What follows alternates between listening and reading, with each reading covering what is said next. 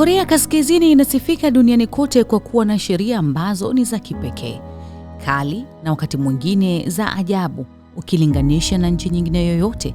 Lengo kuu la nchi hii na sheria hizi ni kudhibiti fikra na mienendo ya raia ili wasiweze kuasi utawala. Sasa katika nchi ya Korea Kaskazini, Disemba mwaka 2011, kulia hakukuwa ishara ya huzuni tu, ilikuwa ni tiketi yako ya kubaki hai. Kifo cha kiongozi wao mpendwa Kim Jong Il kiligeuza nchi nzima kuwa jukwaa la maigizo ambapo kushindwa kuigiza maumivu na machozi kulimaanisha kifo. Hii ikawa mojawapo ya sheria kali sana, lakini pia ni moja ya tukio lililowahi kuishangaza dunia. Disemba hiyo 19 mwaka 2011, dunia ilishtushwa na habari za kifo. Hata hivyo, ukichoshtua ulimwengu zaidi si kifo chake, bali picha za maelfu ya watu wakigaragara barabarani, wakipiga kelele na kulia kwa uchungu uliopitiliza. Lakini wanadai nyuma ya pazia la kifo hicho kulikuwa na mfumo wa kutisha wa adhabu kwa yeyote ambaye hangeshiriki kwenye majonzi ya taifa. Tangazo la kifo cha Kim Jong Il liliposomwa na mtangazaji mashuhuri wa televisheni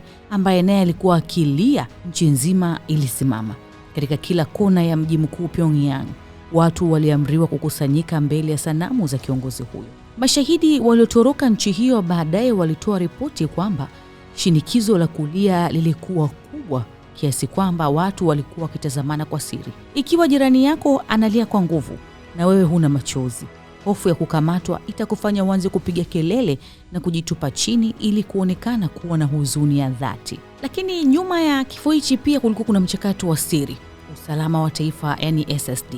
Wakati wananchi wakiomboleza, maofisa wa usalama wa taifa walikuwa wamechanganyika na umati wakiwa na madaftari. Kazi yao kubwa ilikuwa ni moja tu, kuandika majina ya watu ambao hawakuonyesha huzuni ya kutosha. Kigezo cha adhabu kilikuwa rahisi, lakini wengi walikiona cha kikatili. Watu walioangukia mikononi mwa maofisa ni wale ambao hawakulia kabisa, wengine walioonekana kuigiza kilio bila machozi, na waliokiuka amri ya kutokunywa pombe au kufanya sherehe wakati wa maombolezo. Baada ya kipindi cha maombolezo kuisha na watu wakaamua kurudi kwenye maisha ya kawaida, operesheni ya kusafisha wasaliti ndipo ilipoanza. Ripoti kutoka kwenye mashirika ya haki za binadamu kama Daily NK zilifichua kuwa walipewa vifungo vya miezi 6. Watu walioonekana kuwa na huzuni kidogo walihukumiwa angalau miezi 6 katika kambi za kazi ngumu.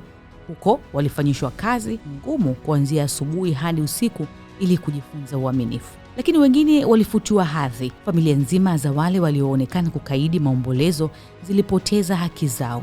Walifukuzwa mjini na kupelekwa kuishi maeneo ya mbali ya mashambani ambako hakuna umeme wala chakula cha kutosha. Lakini kuna wale ambao walipewa adhabu ya vizazi vitatu kwa makosa yaliyoonekana kama dharau ya wazi. Si mhusika tu aliyekamatwa, bali wazazi wake na hata watoto wake wakitupwa gerezani. Lengo likawa ni kufuta kabisa vimelea vya upinzani katika jamii. Kwenye historia ya Korea Kaskazini hadi hii leo, kifo cha Kim Jong Il kinabaki kuwa kielelezo cha jinsi serikali ilivyoweza kudhibiti hisia za ndani za binadamu. Lakini kulia hakukuwa ishara tu ya upendo pekee, bali ilitajwa kuwa ni bima ya maisha, na ukishindwa kutoa machozi leo, ungeweza usilione jua la kesho.